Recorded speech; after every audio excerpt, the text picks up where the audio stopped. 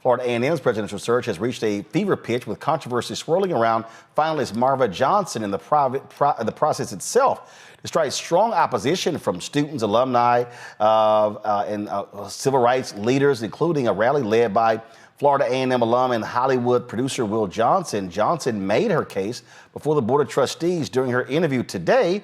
She thanked the search committee and emphasized her commitment to Florida A&M's legacy. Meanwhile, critics say they question her academic qualifications and alleged political interference, pointing to her ties to Florida's Republican leadership and her late addition to the finalist pool. NAACP leaders in the Florida A&M community have called for a restart of the search to ensure transparency and fairness. The Board of Trustees are going to vote on May 16th, with the Florida Board of Governors making the final decision. Play some of that audio, please. Assessments, and this is one place where AI can be helpful. Getting real-time assessments from students might help the teachers improve their ability to service the students in the classroom. And so if we pull levers like that, I think we can make progress. And if we can't make progress, maybe we can have a better perspective on what opportunities we should look to, so that we can make that. All of the finalists have been meeting this week on campus with the board, with students. People have an opportunity to ask questions as well. Again, it was a lot here. This was a video posted. I'm at Marva Johnson's meet and greet session with Florida A&M alumni in the community. It's packed, unlike previous evening sessions with the other finalists. Attendees include Will Packer and Lawrence Humphreys, son of former Florida A&M president William Humphreys. Watch this here. Turn it up. We have the 2+2 articulation. In my role as a member of the State Board of Ed and as the chair of the State Board of Ed, I've spent a lot of time working in education policy as well as in managing performance as it relates to delivering the outcomes that our families need for our students here in the state of Florida. Now, there have been others who've been commenting, who have been again raising their concerns. Let me pull up a second here. I'm going to show you. Here. Give me a second right here. I want to show you Andrew Gillum, of course, who is a graduate of Florida A&M. He weighed in as well with his thoughts on all of this on Instagram. Let me go there. I want to show you what he had to say. Again, folks are not at all happy, specifically about Marva Johnson. They're unhappy that she has been picked as a finalist. Part of this is because they say she has no university experience whatsoever. Now, you heard her there talk about being on the State Board of Education, but again, she's never actually worked in higher education. Let me see if I can pull this together for you. This was on Instagram. Andrew Gillum. He says, meet Marva Johnson, political puppet, no ties to Florida A&M, no higher education experience. She's not here for us. She's here for them. And so you have his post here. He says, Republican conservative operatives are knocking. They see FAMU as their next takeover. We can't let them in. And then he says, outside power players are trying to hijack our leadership. We see you and we won't stay silent. And so they says, you see what it says here, no MAGA Marva movement. Diambi, that's a whole lot going on there. And look, the point is, you know what? Look, I personally know Marva Johnson. I met her years ago. She's been a cable lobbyist, so I've met her at cable events. But when they say that if you want the president of a university, if you've never worked at a university in any capacity whatsoever, how are you qualified to be the president of a university? I think this is a big can of worms, in part because of DeSantis, right? And his move to like root out ideological stuff, as I think he used the term, at universities, and FAMU was the latest. Look, there are a lot of routes to becoming the president. I do think it is important for a person as a university president to understand how a university works. It's not a business. It's not like other things. You not only have to know how to fundraise, and distribute money, but you also have to know how to deal with students, deal with families, deal with parents. And yes, you have deans and vice provosts and all those kind of folks to do that stuff. But a lot of your job is about restoring or installing confidence in that place. And if people don't feel that you are a person of integrity, that you are bringing that to that position, then you're going to get responses like this. I don't think that there's a way that Marva Johnson can take this job with no prior university experience, with no ties to this institution and all of the other things, and expect to have the respect of her university community. The fact that you saw this many students at that function when it is after the end of classes, right? At the very end of the semester, their summer technically should be starting now. And you see that many students there, that is a testament to how bothered and upset these students are and how concerned they are. And it is no surprise that DeSantis would go after one of the flagship Black institutions in that state. It's no means the only, but I think when you think about FAMU and think about its status in that state and just its status nationally as a premier institution, we should have known that it would be on the offing, especially since so many Florida universities have had new presidents in the last couple of years. So I think people should be rightly concerned that this person is there just to sort of do the bidding of the governor and not serve the needs of the students of Florida A&M University. This is the thing that jumps out at me. Again, as somebody who understands institutions, who run places, I just believe, Rebecca, that when you're talking about being the president of a university, let's just look at some numbers here. Okay, Florida A&M, 10,000 student body. Okay. When you look at size of the faculty and staff, I mean, we're talking about 422 acre campus. We're talking about, again, where the university ranks. We're looking at so many different things.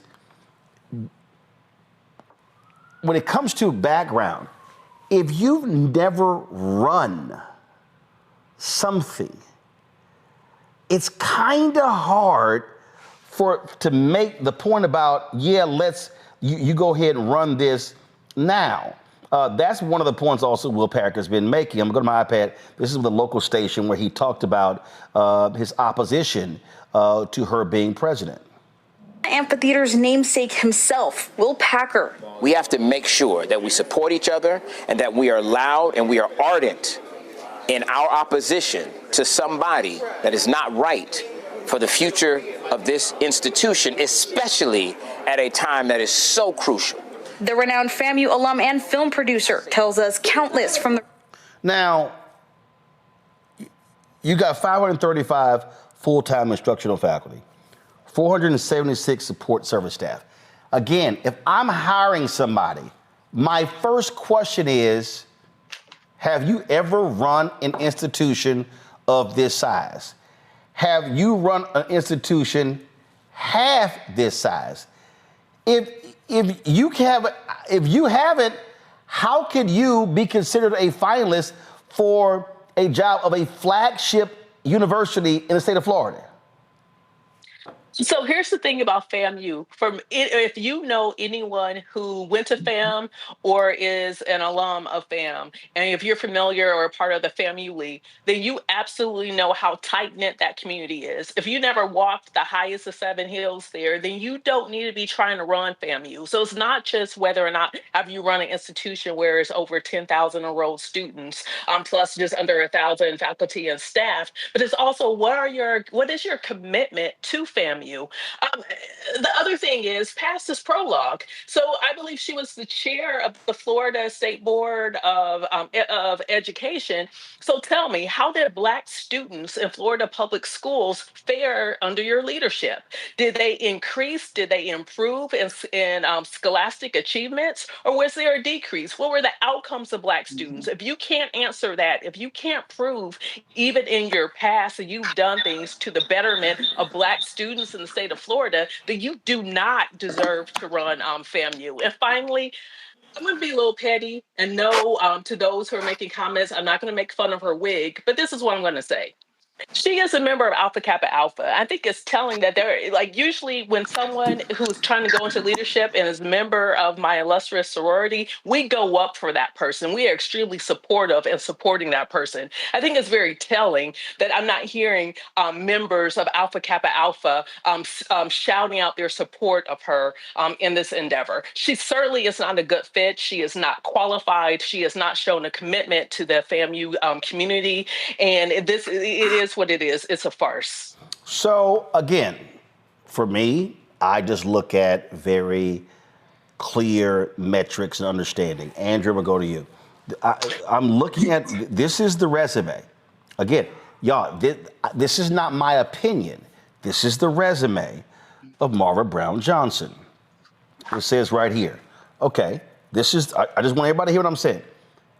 Professional experience. Charter Communications, 2016 to president. Group Vice President, 2020 to president. Regional Vice President, State Government Affairs for the South, 2016 to 2020. Okay. Bright House Networks, acquired by Charter in 2016. So worked there from 2016 to 2016. Corporate Vice President, Government and Industry Affairs, 2010 to 2016. Corporate Vice President, Technology Policy and Industry Affairs, Interim Vice President, CLEC Operations. Then you go to Director, Carrier Services and Financial Operations, 2006, 2008. So if we're starting in 2000, and again, okay, you know, law degree from Georgia State, MBA from Emory University, Executive Management Program, Harvard Business School, Bachelor of Science from Georgetown University. Okay. So if I'm looking at experience, I'm looking at 2016 to present. So that's 19 years. I mean, 9. I'm sorry, nowhere in here do I see leading or running an institution. Running, how many employees? Again, this is what I look at. I look at how many people did you manage? I look at, do any of these jobs have what we call P&L responsibility, profit and loss? The answer is no. I'm sorry. And again, I know Marva personally. I've met her. She's a golfer. I mean, I texted her last week. I just don't see how this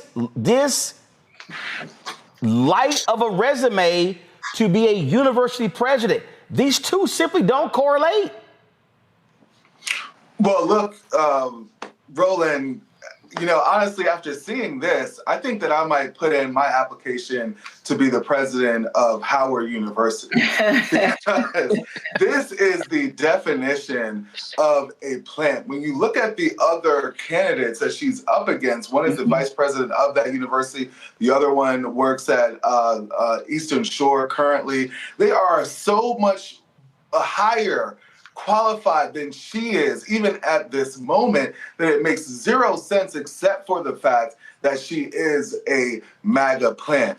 And for her to even be considered, you go back to thinking about the process of applying for a job. When you sit behind your computer, you put your resume in, and then you hope that you get a call back. You get all these qualifications that a person in this job needs to do this, and that, right? And then you apply for the job and you say, man, I have all these qualifications and I hope that I get a call back.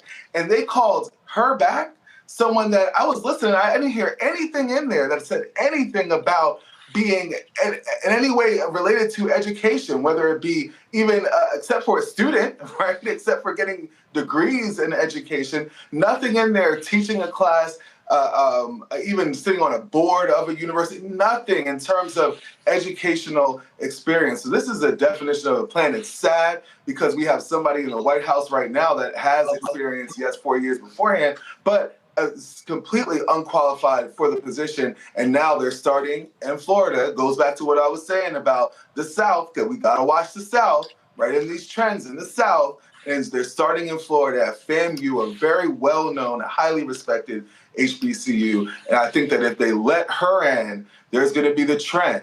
Because just because she's an AKA does not mean that she's qualified to run an entire institution.